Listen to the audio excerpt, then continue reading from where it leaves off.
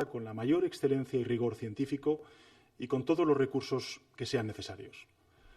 Los expertos sanitarios nos han explicado una y otra vez que esta no es una situación estática. Así ha sido desde el inicio.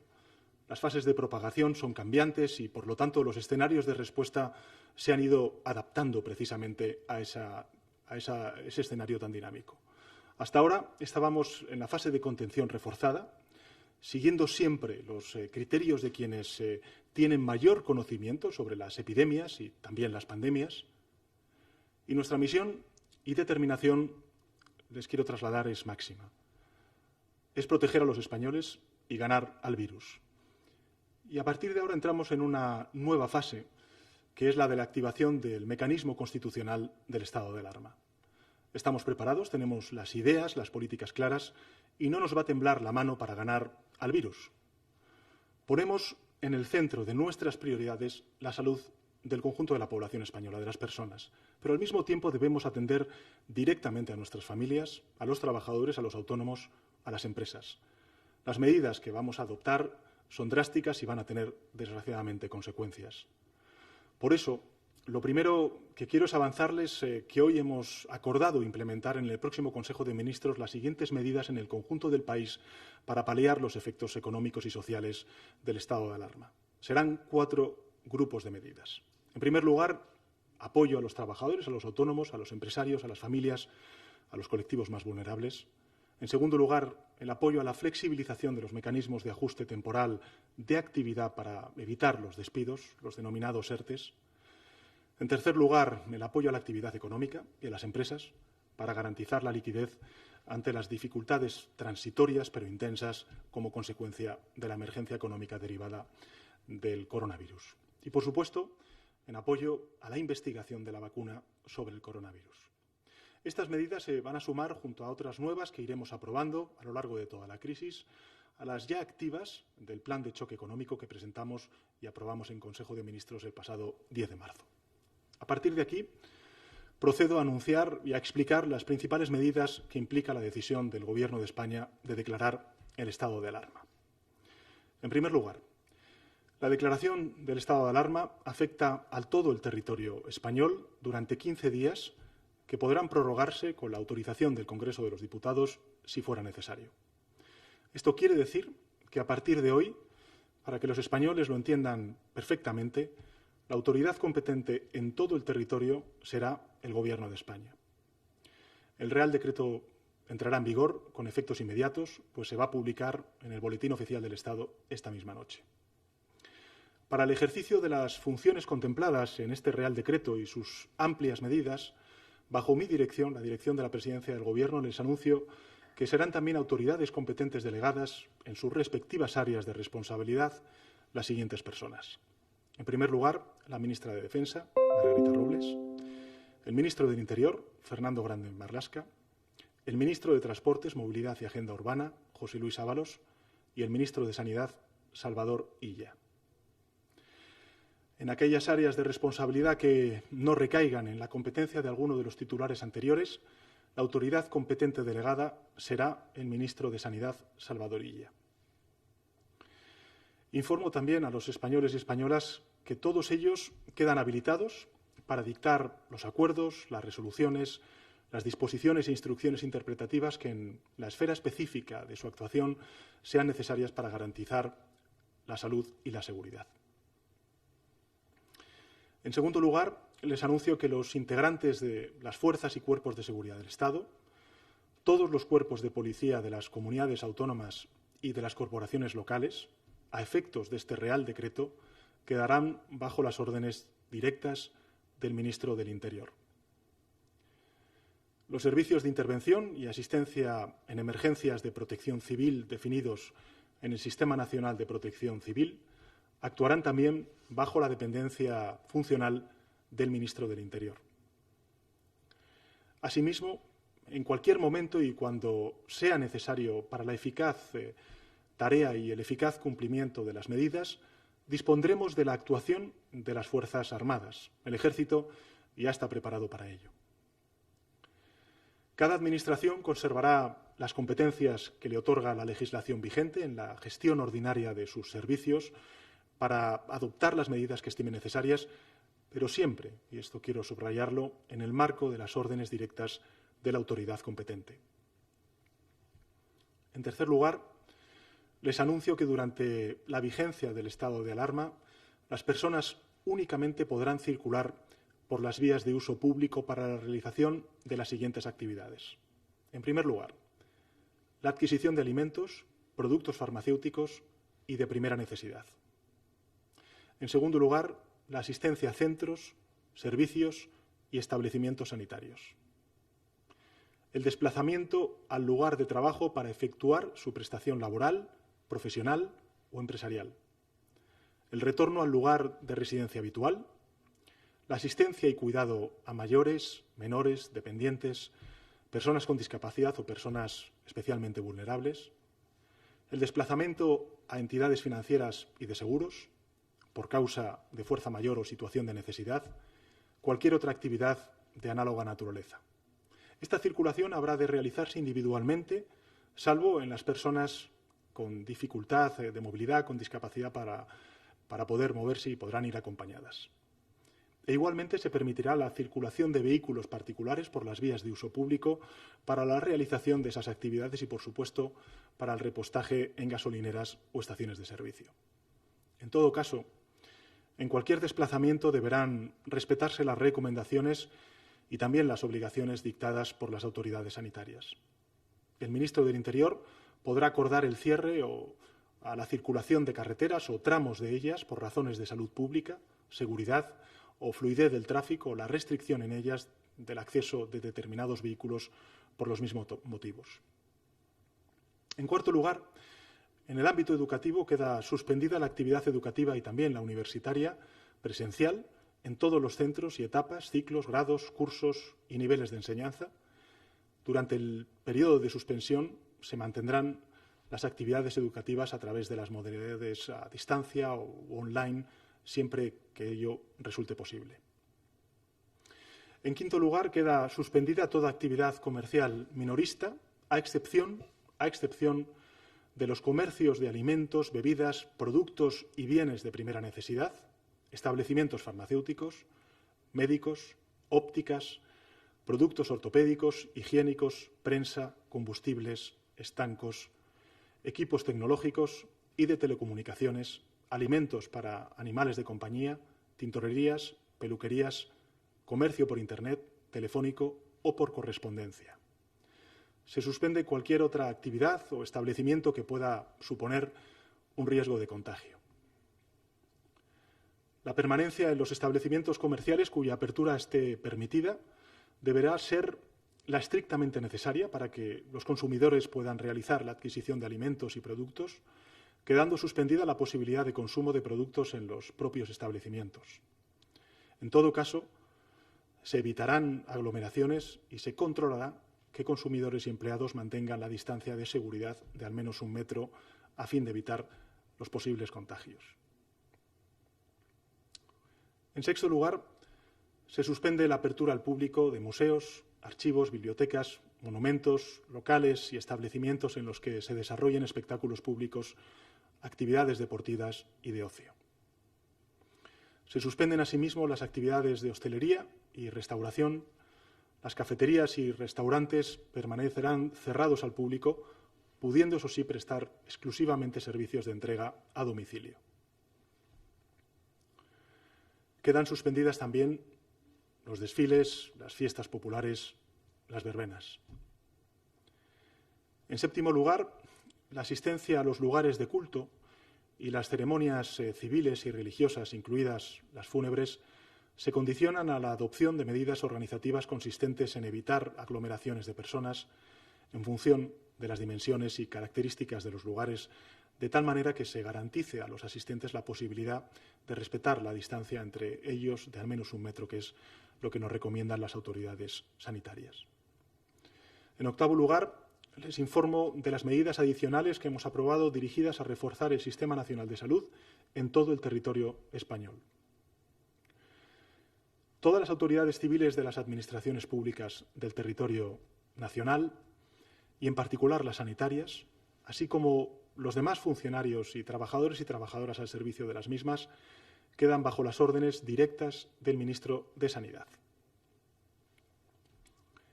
Las administraciones públicas autonómicas y locales mantendrán la gestión, dentro de su ámbito de competencias, de los correspondientes servicios sanitarios, asegurando en todo momento su adecuado funcionamiento como ha sido hasta ahora.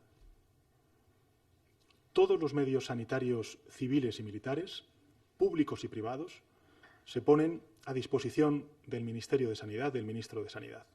Y será él el que se reserve a sí mismo el ejercicio de cuantas facultades resulten necesarias para garantizar la cohesión y la equidad en todo el territorio español. En noveno lugar, les anuncio que para el aseguramiento de suministros de bienes y servicios necesarios para la protección de la salud pública, el ministro de Sanidad podrá impartir las órdenes necesarias para asegurar el abastecimiento del mercado, intervenir y ocupar transitoriamente industrias, fábricas, talleres, explotaciones o locales de cualquier naturaleza, incluidos los centros, servicios y establecimientos sanitarios de titularidad privada, así como aquellos que desarrollen su actividad en el sector farmacéutico. También podrá practicar requisas temporales o imponer prestaciones personales obligatorias.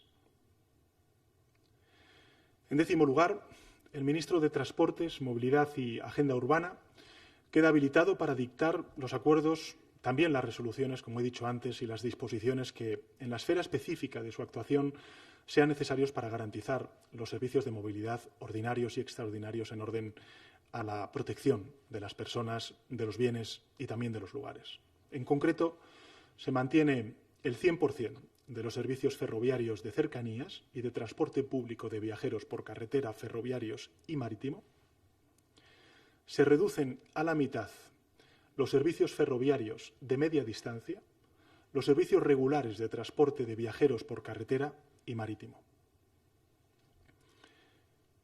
En un décimo lugar, el Gobierno de España garantiza el suministro alimentario en todos los supermercados y tiendas de alimentación, así como el suministro de energía eléctrica, gas natural y el resto de derivados del petróleo. Todas las infraestructuras críticas adoptarán las medidas necesarias para asegurar la prestación de los servicios esenciales que les son propios. Y esa misma exigencia la aseguraremos también para aquellas empresas y proveedores que, no teniendo la consideración de críticos, son esenciales para garantizar el abastecimiento de la población y los propios servicios esenciales. Como saben, mañana me reuniré por videoconferencia con el conjunto de presidentes y presidentas autonómicos y lo haré para garantizar una coordinación del más alto nivel en la respuesta urgente y necesaria que tenemos que dar al coronavirus. Desde la unidad, la máxima coordinación y nuestro liderazgo pleno. Todos y cada uno de los presidentes deberán dejar a un lado sus diferencias, situarse detrás del Gobierno de España y centrarse en una única misión: entre todos y todas vencer al virus. No hay colores políticos, no hay ideologías, no hay territorios. Nuestros ciudadanos son lo primero. Aprendamos de los 40 años de nuestra Constitución. En ocasiones somos 17 autonomías, pero en otras, como tantas otras veces en la historia de España, debemos ser el gran país que somos. Vamos a dar una respuesta conjunta, a la altura del Estado autonómico que somos, con el Gobierno de España liderando al conjunto de las administraciones para dar una respuesta común. Como presidente del Gobierno de todos, les trasladaré al conjunto de presidentes y presidentas autonómicos con todo detalle las acciones que el Consejo de Ministros extraordinario ha decretado y escucharé sin duda alguna sus sugerencias en torno a las medidas que iremos aplicando y adaptando en función de los posibles escenarios de esta emergencia sanitaria que sufrimos. Los principios que guiarán nuestra acción en esta crisis durante las próximas semanas con el conjunto de gobiernos autonómicos, provincias y también municipios serán tres: la coordinación, la cooperación y la colaboración. En definitiva, la unión. A partir de este principio de unidad de fuerzas y de objetivos, analizaremos lo que ocurre en cada territorio, tomaremos las medidas adecuadas en función de la fase de propagación y también redistribuiremos las fortalezas para no escatimar en esfuerzos en las comunidades que más lo necesiten. La solidaridad el diálogo, la cohesión territorial estarán presentes en todo momento. Porque hay que levantar la cabeza. El virus no distingue de territorios, ni de ideologías, ni de colores políticos. Por eso insisto, coordinarnos, escucharnos, no es una opción, es una obligación. La unidad de acción de todas las administraciones públicas es una condición indispensable para salir victoriosos de esta emergencia sanitaria. Y desde el Gobierno de España, con el concurso del conjunto de autonomías y de municipios y provincias, y también de los distintos partidos políticos, usaremos todos los recursos a nuestro alcance ante una urgencia que nos concierne a todos, que es la de combatir la propagación del virus y frenar la curva de contagio. Demasiadas veces nos hemos confundido los seres humanos a la hora de identificar a nuestros enemigos. Pero esta vez es importante no equivocarnos, porque ahora estamos ante nuestro verdadero enemigo, que es la pandemia y el virus.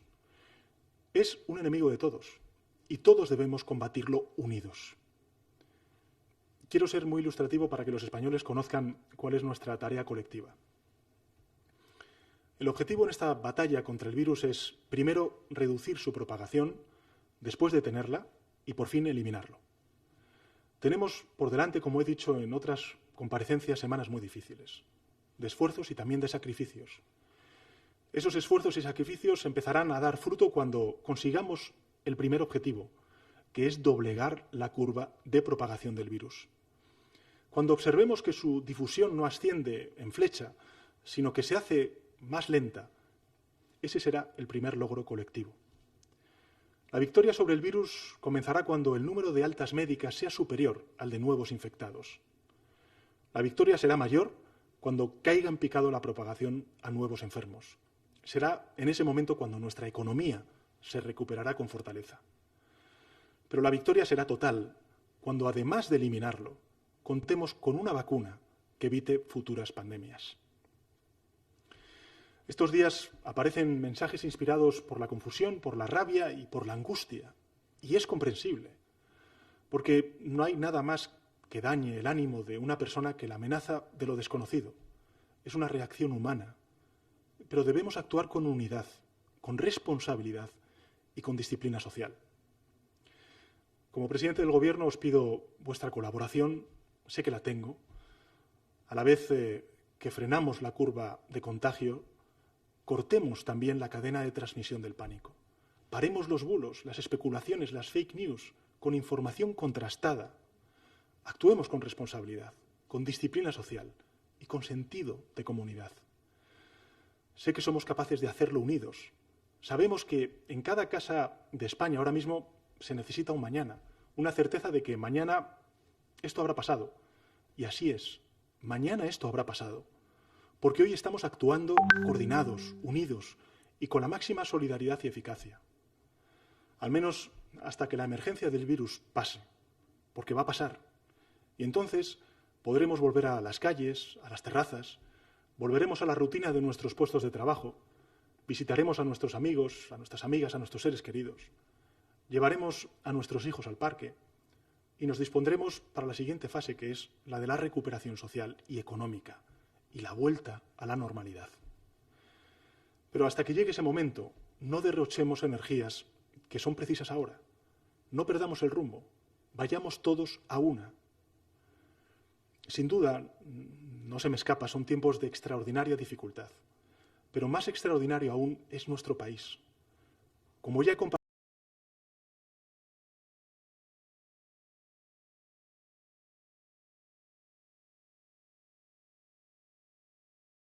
cada uno de nosotros tiene una misión. La tienen, y del máximo nivel, los profesionales de la salud que nos protegen a todos. La tienen las administraciones, que deben proveerles de recursos y coordinarse. La tienen nuestros mayores, que deben extremar su protección. La tienen también los jóvenes, que deben mantener la distancia social. La tenemos cada ciudadano y cada ciudadana de sí mismo, cuidando de sí mismo y así cuidando del resto de la comunidad. Este es el momento de la responsabilidad y la disciplina social. Pero también es el momento del compromiso con los más vulnerables.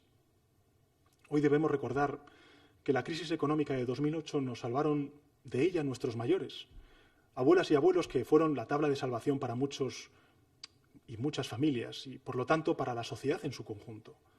De sus pensiones salió el dinero para llenar nuestras despensas, para atender los recibos o para pagar la manutención de los jóvenes universitarios. Su techo fue, en muchas ocasiones, el techo que cobijó a toda la familia. Nuestros mayores nos dieron algo más que ayuda, nos dieron un gran ejemplo. En esta crisis son ellos los que más necesitan nuestra ayuda. Y también esta crisis nos da la oportunidad de demostrar que aprendimos de su ejemplo, que somos capaces de estar a la altura de nuestros mayores y de reaccionar. Demostremos que esa solidaridad entre generaciones es un hecho. Protejamos a los mayores, protegiéndonos a nosotros mismos. Y cuando por fin todo pase, que pasará, avanzaremos. España ha demostrado y está demostrando en estas horas tan críticas que tiene capacidad de recuperarse frente a la adversidad. Y lo vamos a hacer unidos, tomando las medidas que sean necesarias donde sean necesarias y cuando sean necesarias. Y que nadie dude de que lo vamos a conseguir. España tiene la capacidad de levantarse cuantas veces haga falta, porque si de algo estamos convencidos, es de la extraordinaria fortaleza de nuestro país. Empezando por nuestro sistema de salud público, que es nuestro mayor escudo contra la enfermedad, y siguiendo por nuestros trabajadores, por nuestros empresarios. Permitidme concluir haciendo un reconocimiento público a quienes están colaborando en esta batalla contra la enfermedad. A los profesionales de la salud que sois ejemplo de heroicidad con vuestra entrega y con vuestro trabajo. Gracias. A las autoridades locales, autonómicas, europeas, internacionales que ponéis por delante el interés común y la unidad de acción, también gracias. A las fuerzas y cuerpos de seguridad del Estado que veláis por el orden público, gracias. A nuestras Fuerzas Armadas que se unen a esta tarea ya en alerta, gracias. A los investigadores que trabajáis a contrarreloj para encontrar la cura del COVID-19, gracias. Al mundo de la cultura que con altruismo está haciendo llegar hasta las casas libros, conciertos, películas de forma gratuita para ofrecer una ocupación a la ciudadanía en este tiempo, gracias. A los empresarios, a los autónomos que sacrificáis los ingresos de vuestros negocios para proteger a vuestros clientes y a vuestros trabajadores, gracias. A los informadores y a los medios de comunicación por facilitar información veraz y difundir a la ciudadanía las recomendaciones médicas que evitan el contagio del virus, gracias. Y a quienes acuden a donar sangre antes de recluirse, como estamos viendo, gracias. A las madres, a los padres que tranquilizáis a vuestros hijos y les explicáis con ternura que lo mejor es quedarse en casa, gracias. A quienes cuidáis de las personas más vulnerables para que estén protegidas y no les falte de nada, gracias. Esta es una batalla que vamos a ganar. Sobre eso no hay discusión. La vamos a ganar. Lo importante es que el precio que paguemos por esa victoria sea el mínimo. Cuantas más vidas nos ahorremos, cuantos más enfermos y más días de la enfermedad nos evitemos, cuanto menos tiempo de vida, de estudio, de trabajo, de ocio sacrifiquemos, más rotunda será esa victoria. Que no quepa duda alguna.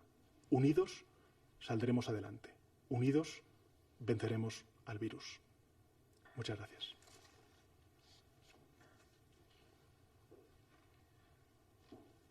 Buenas noches, presidente. Pasamos ahora al turno de preguntas. Bien. Como la vez anterior, también las preguntas de los compañeros de numerosos medios han ido llegando a lo largo de la tarde y alguna de ellas se está formulando en este mismo instante. La primera que le formulamos, presidente, es de Esther Redondo, de La Sexta. Presidente, ¿cuál es el motivo por el que se aplaza al lunes la prohibición de circular por las calles? Vamos a ver, la prohibición de circular por las calles que viene regulado en el artículo 7 del Real Decreto es de obligado cumplimiento a partir de este día, de hoy. Lo que sí que habrá será una serie de requisitos para poder circular por las calles, vinculados siempre a, como dice el artículo 7, la adquisición de alimentos, productos farmacéuticos de primera necesidad, la asistencia a centros sanitarios. En definitiva, los ciudadanos podrán circular por las calles para ir al trabajo, para comprar el pan, para ir a la farmacia, para sacar dinero del cajero, pero no podrán, por ejemplo, circular por las calles para ir a cenar a casa de un amigo, para irse a tomar un café o para hacer cualquier consideración que podamos definir como ocio. La siguiente pregunta la formula Iñaki Aguado, de Mediaset, en este caso de Telecinco. Pregunta por la cancelación de las elecciones gallegas. Creo que tenemos un vídeo. Mecanismo que habilita al Gobierno para hacerlo. Y por otro lado, me gustaría saber si ha habido alguna discrepancia en el seno del Gobierno que ha hecho que se extienda este Consejo de Ministros extraordinario durante casi 7 horas. Muchas gracias. Muchas gracias, Iñaki, por tu pregunta. En relación con la última de sus preguntas, y que me parece importante porque además así me aprovecho para disculparme ante la opinión pública española. Sé que han estado desde las 2 de la tarde pendiente de los medios de comunicación para esta comparecencia. Decirles que es la primera vez en la historia de nuestra democracia que estamos aprobando este decreto de estado de alarma, que es un decreto importante, es un decreto contundente, es un decreto también complejo, porque estamos hablando de la cotidianidad de la ciudadanía. Y, en consecuencia, lo que hemos hecho durante todas estas horas, muchas horas, ha sido precisamente centrarnos en todos y cada uno de los artículos para que la claridad fuera absoluta, meridiana, y, en consecuencia, los ciudadanos, cuando reciban esta comunicación, sepan perfectamente a qué se atienen.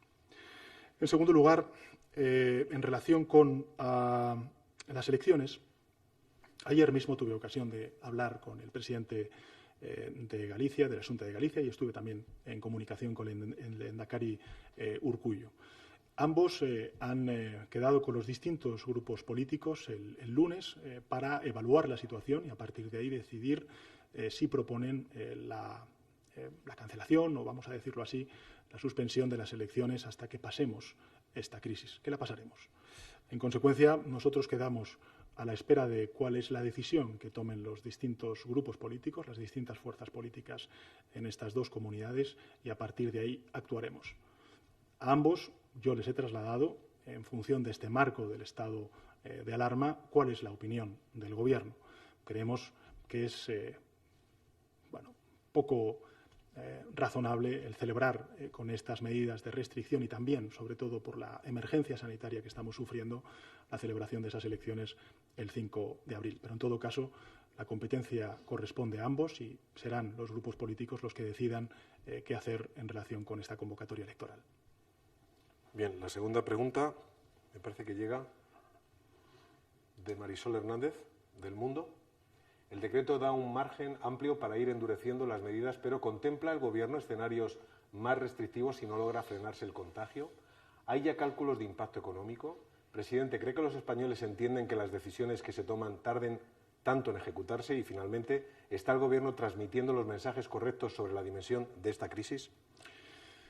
Bueno, muchas gracias, Marisol. Vamos a ver, nosotros desde el primer momento, lo he dicho en muchas comparecencias, y lo ha dicho también el doctor Simón y también el ministro de Sanidad, lo que hemos hecho ha sido tomar todas las decisiones en función de la ciencia y de los expertos de pandemias y de epidemias como las que desgraciadamente está sufriendo el virus, o mejor dicho, el mundo, primero en Asia y ahora en Europa.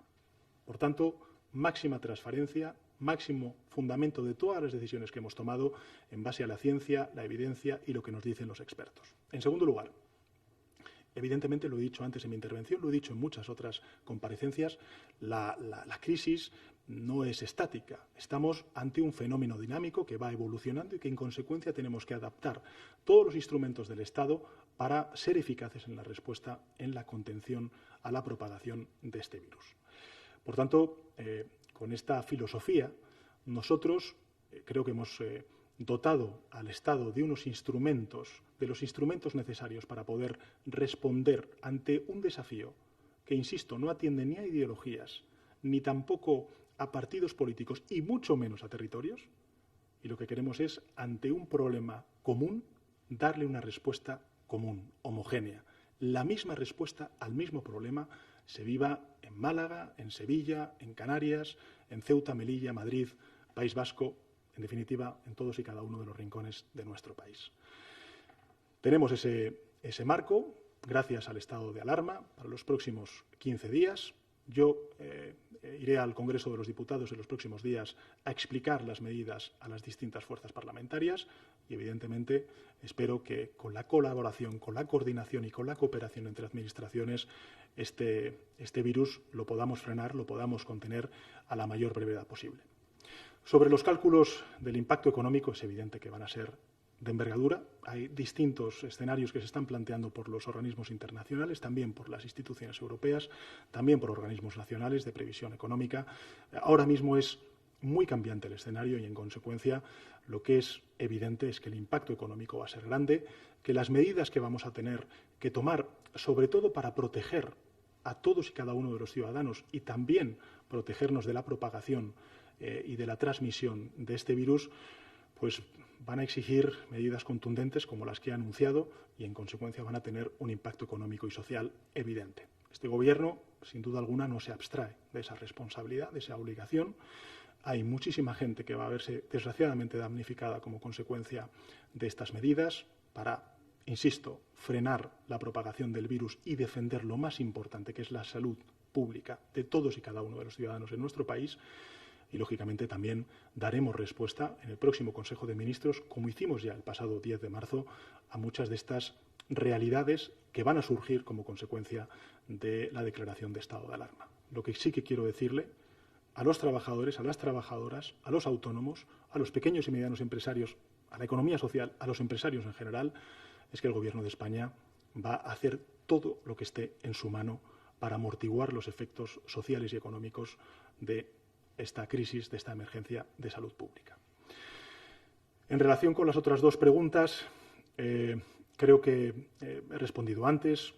Nosotros estamos transmitiendo los mensajes en absoluta coordinación y fundamento con lo que nos dicen los expertos científicos y también, lógicamente, con la cooperación y la colaboración de la información que compartimos a nivel europeo y también a nivel global.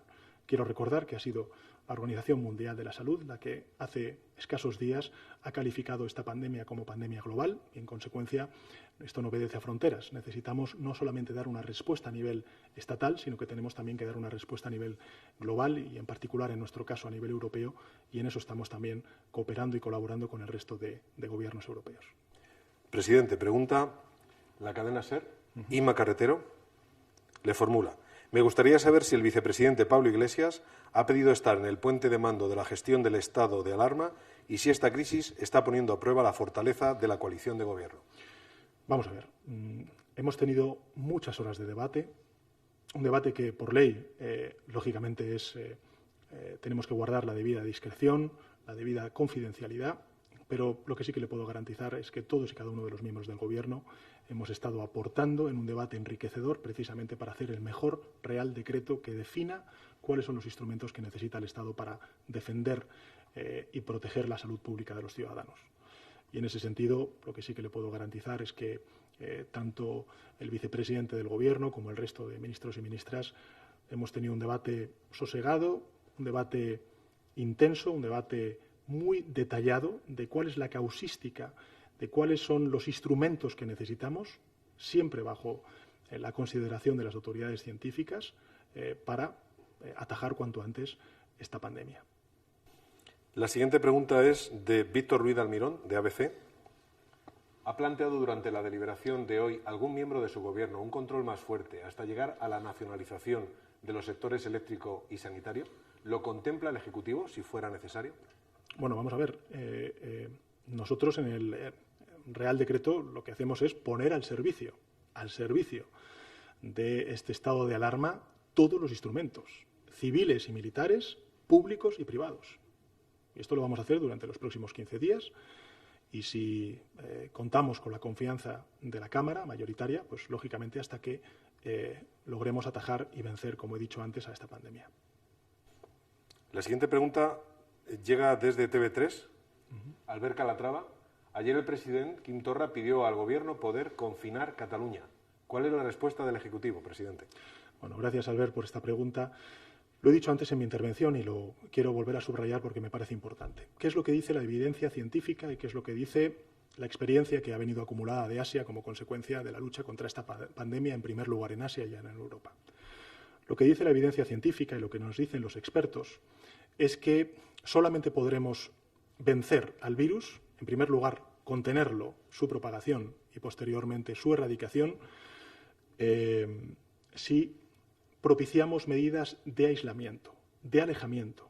En consecuencia, por eso he dicho antes, por citar un ejemplo, que cuando vayamos a comprar, por ejemplo, a una farmacia o cuando vayamos a comprar, qué sé yo, a un supermercado o mercado municipal, pues garanticemos la debida distancia con otros conciudadanos que vayan a comprar o con el tendero que nos venda los productos, la debida distancia de 1 metro. ¿Por qué digo esto? Porque el virus no atiende a diferencias territoriales, a fronteras. Y por eso el corazón del Real Decreto y el corazón de la que justifica el estado de alarma es el proteger a la ciudadanía, restringiendo algunos derechos que son importantes restringir si queremos frenar al coronavirus. Por ejemplo, da igual que uno viva en Barcelona, que viva en Girona, en el Valle de Arán, por citar casos de Cataluña, o que viva en Ourense o en Lugo, o en Madrid. Todos y cada uno de ellos solamente van a poder salir de su domicilio para trabajar, para ir a comprar el pan, los alimentos que necesiten, para ir a comprar medicinas, para sacar algo de dinero de los cajeros, o a lo mejor para poder sacar al perro si tienen algún animal doméstico. En definitiva, esas son las actividades cotidianas que vamos a poder hacer y que van a justificar el que se pueda hacer uso de ese espacio público, que es la vía pública. Y, por tanto, nosotros no trasladamos en nuestro Real Decreto ninguna restricción territorial. Lo que hacemos es decir que si uno vive en Málaga, o vive en Madrid, o vive en Barcelona, o vive en Sevilla, o en Ceuta, o en Gran Canaria, lo único que va a poder hacer es eso. Esto, en algunas ocasiones, a lo largo de estas últimas horas, pues ha habido algunas noticias en los medios de comunicación que han dicho que hay personas de otras comunidades autónomas que han ido a pasar estos días pues a un lugar de costa o a un lugar de montaña. Bien, da igual. Esas personas, a partir de hoy, todo lo que podrán hacer será lo mismo que un residente. Podrá ir a comprar el pan, podrá ir a comprar el medicamento, pero no podrá ir a la playa, no podrá ir a una terraza, no podrá ir a una estación de esquí. Y, en consecuencia, esto explica el por qué nosotros no es que vayamos a restringir la movilidad en una comunidad autónoma o en otra, sino lo que estamos haciendo es restringir la movilidad de los ciudadanos, que son los potenciales transmisores del virus.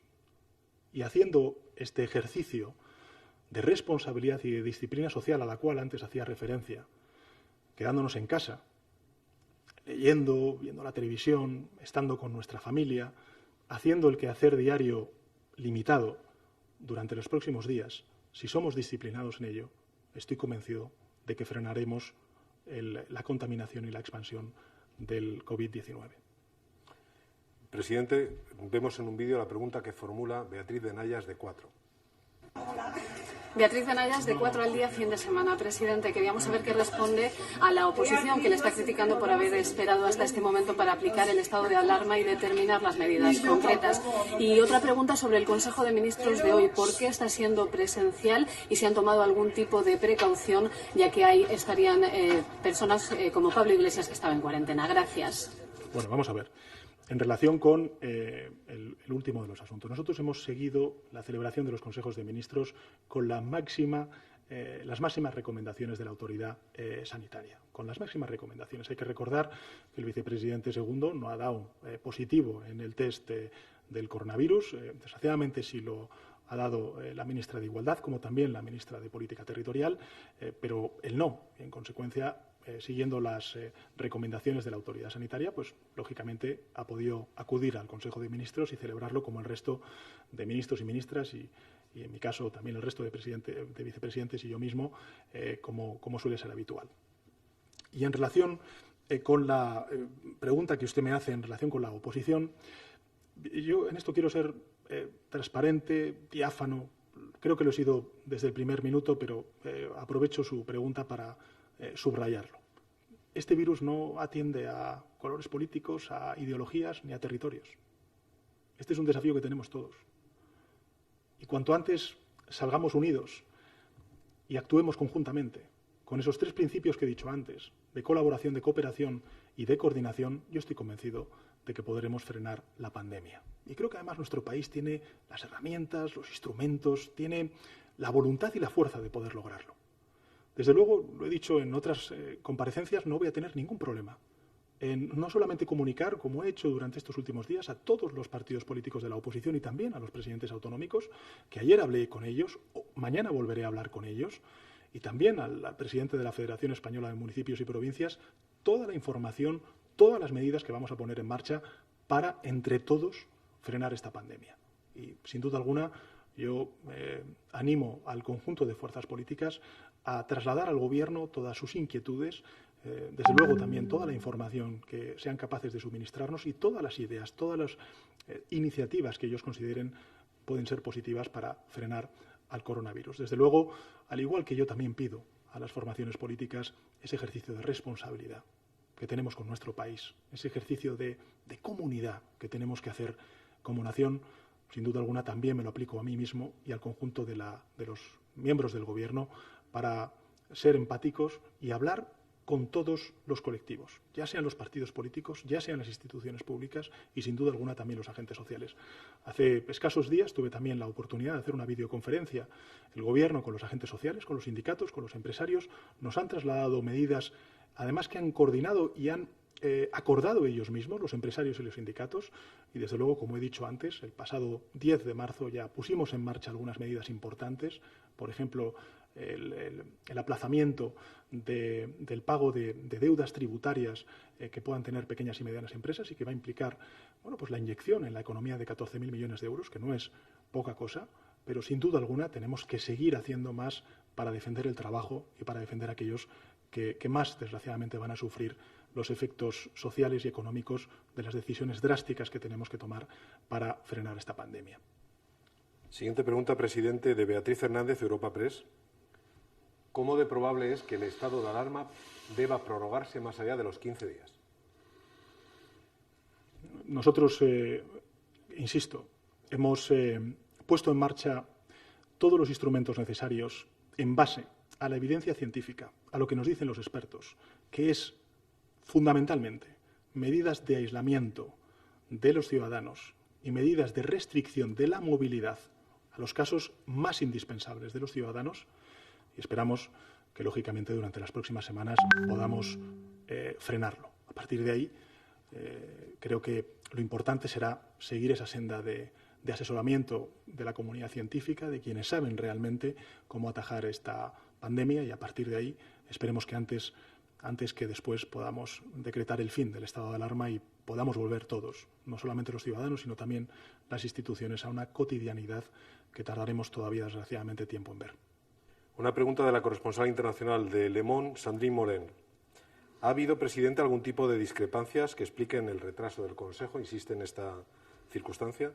¿Se puede decir que las medidas aprobadas significan, de hecho, el confinamiento de toda España y, en consecuencia, quitan sentido a hacer confinamiento a escala de comunidades autónomas? ¿Hay cálculos de cuándo podremos llegar al pico de contaminación? Bueno, vamos a ver. En relación con las dos cuestiones que plantea la periodista del diario francés El Le Monde, insisto, esta no es una batalla que estamos,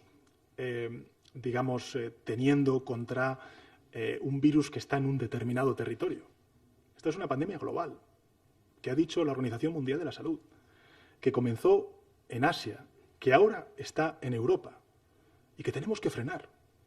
Por tanto, no estamos hablando de fronteras, ni de territorios, ni de acciones específicas en un territorio y no en otro. Precisamente, el planteamiento de la aprobación de este estado de alarma, que es el artículo 116 de nuestra Constitución, es para dotar de medidas y de mecanismos de coordinación a nivel de Administración General del Estado para poder dar una respuesta homogénea en todo el territorio. A igual problema, igual solución. Y esto es algo que explica el por qué nosotros estamos situando, porque es lo que nos está diciendo la evidencia científica y los expertos, estamos situando en la persona, en el ciudadano y ciudadana, el centro de todas las decisiones que tenemos que tomar primero como ciudadano y en segundo lugar también como administración pública. Por tanto, no estamos hablando de comunidades autónomas, no estamos hablando de España, estamos hablando de los individuos y de cómo España se dota a través del estado de alarma de los suficientes instrumentos y herramientas para trasladar esa necesidad de restringir nuestra movilidad, de ampliar el espacio de contacto y de relación con el resto de nuestros compatriotas para no ser portadores nosotros mismos y, en consecuencia, transmisores del coronavirus. ¿Hay cálculos de cuándo podemos llegar al pico de la contaminación? Insisto, con todas estas medidas que durante estas semanas hemos ido practicando y también con las medidas que vamos a poner en marcha a través de los instrumentos que nos dota el estado de alarma, creo que tenemos ya los suficientes instrumentos y las palancas también para dar una respuesta contundente a esta situación. Presidente, vamos a finalizar. A la Secretaría de Estado de Comunicación llegan decenas de preguntas de periodistas y le quisiera decir miles de preguntas de ciudadanos, de responsables políticos, incluso de presidentes autonómicos. No tengo problema en estar más tiempo. Sobre dos cuestiones concretas.